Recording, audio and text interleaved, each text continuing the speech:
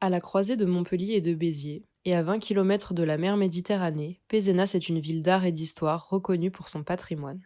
C'est l'un des premiers secteurs sauvegardés, créés en France en 1965.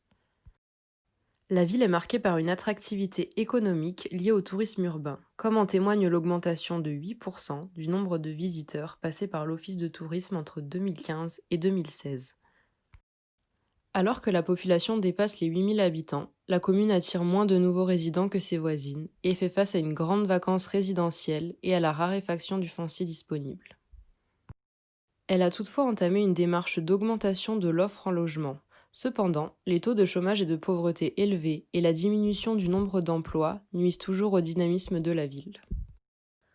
Au total, 72% des établissements de la commune ne comptent pas de salariés, et parmi les 570 artisans, chefs d'entreprise et commerçants, nombreux sont ceux qui devront transmettre leur savoir-faire pour garantir la continuité de leur activité. La formation est l'un des facteurs clés de développement des métiers d'art et du patrimoine. Aujourd'hui, les établissements de Pézenas ne proposent qu'une seule formation en métier d'art. Ce projet compte y remédier. L'objectif est aussi de renforcer les nouveaux projets entrepris par la commune.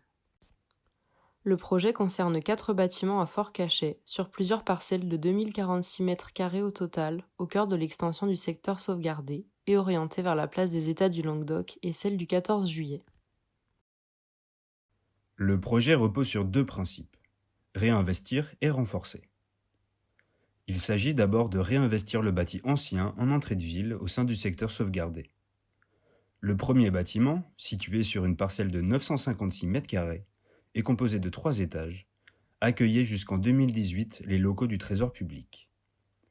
Il sera restructuré de l'intérieur et sa façade restaurée renforcera l'identité picénoise à 50 mètres du futur pôle d'échange multimodal.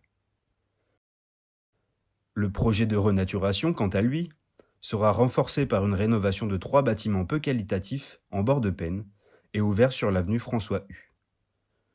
Il s'agit ici de donner une symbolique et une meilleure visibilité au patrimoine architectural en privilégiant l'intervention d'artisans locaux lors de la réalisation.